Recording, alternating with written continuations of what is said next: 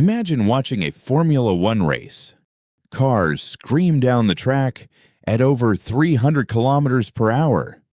Millions of people are watching around the world, and on one of those cars, you see a familiar logo. Red Bull, an energy drink company. That seems normal today, but think about it for a moment. Why would a company that sells drinks own a Formula One team? And not just a Formula One team, football clubs, racing teams, extreme sports events, athletes, stadiums, entire sporting organizations. Somehow, a company famous for selling cans of caffeine became one of the most powerful forces in global sports. They didn't just sponsor sports, they bought sports. But why? And how did a small energy drink company build a global sports empire worth billions of dollars? To answer that question, we need to go back to the beginning. In the early 1980s, an Austrian businessman named Dietrich Mateschitz was traveling through Asia. During one trip to Thailand, he discovered a local energy drink called Krating Deng. It helped tired workers stay awake and alert. Mateschitz immediately saw enormous potential in the product. What if this drink could succeed around the world? He partnered with the drink's creator and adapted it for Western markets. In 1987, Red Bull was officially launched. At first, many people hated it. The taste was strange. The price was high. Nobody knew what an energy drink was. Red Bull faced a serious problem. They had a product, but they needed attention. Most companies solve this problem with advertising, television commercials, billboards, newspaper ads. But Red Bull's leadership had a different idea. Instead of interrupting people with advertisements, what if the company became the entertainment itself? It was a radical idea and extremely risky. Why spend millions buying advertisements when you could create experiences people would voluntarily watch? This philosophy would eventually transform Red Bull into something much larger than a beverage company.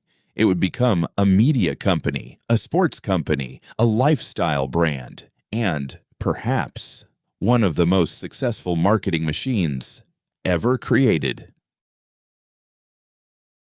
Red Bull realized something important. People were not buying caffeine. They were buying a feeling, energy, adventure, freedom, performance, excitement. Instead of telling customers that Red Bull gave them wings, they decided to show it.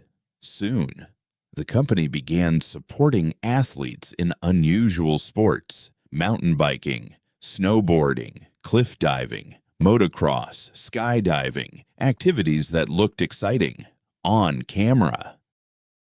Every event strengthened the image Red Bull wanted people to associate with the brand. Red Bull wasn't selling a drink anymore, it was selling an identity. Then came one of the boldest decisions in company history: Formula One. One of the most expensive sports on earth. Most people expected Red Bull to remain a sponsor. Instead, they bought a team. Many experts laughed. An energy drink company running a Formula One team. It sounded ridiculous. Yet, within a few years, everything changed. Red Bull Racing became one of the most successful teams in Formula One. World championships followed. Global recognition followed. Suddenly, millions of people associated speed, performance, and excellence with the Red Bull brand. Formula One was only the beginning. Red Bull soon expanded into football. The company acquired clubs around the world: Austria, Germany, the United States, Brazil. But Red Bull wasn't simply investing. It was building a network, a system, a long-term vision. Young players could develop inside the system. Talent could move between clubs. Knowledge could be shared. Resources could be combined. The company was creating something larger than individual teams. It was building a sports ecosystem. Today, Red Bull's influence extends far beyond football and Formula One. The company owns media operations, production studios, sporting events, athlete programs, training facilities, and global marketing platforms. In many ways, Red Bull behaves more like a modern entertainment company than a beverage company. Millions of people watch Red Bull content every year, and many of them don't even realize they are watching marketing. That may be the company's greatest achievement. It's marketing.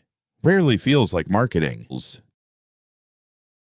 The answer is simple: yes. Extremely well. Red Bull became one of the most recognizable brands in the world. The company sells billions of cans every year. Its logo appears across some of the biggest sporting stages on Earth. Every race, every match, every event generates attention. And unlike traditional advertising, its sports investments continue creating value year after year. Every event becomes another advertisement, but an advertisement people actually want to watch. Red Bull started with a simple challenge. How do you convince people to notice a strange new drink? Most companies would buy advertising. Red Bull chose something different. It bought attention. Then it bought experiences. Then it bought sports. And in doing so, it changed the relationship between business, entertainment, and competition. Today, when people see Red Bull on a Formula One car or a football jersey, they are seeing the result of a strategy that began decades ago. A strategy so successful that an energy drink company became one of the most powerful names in global sports. Thank you for joining me on this story. And until next time, stay curious.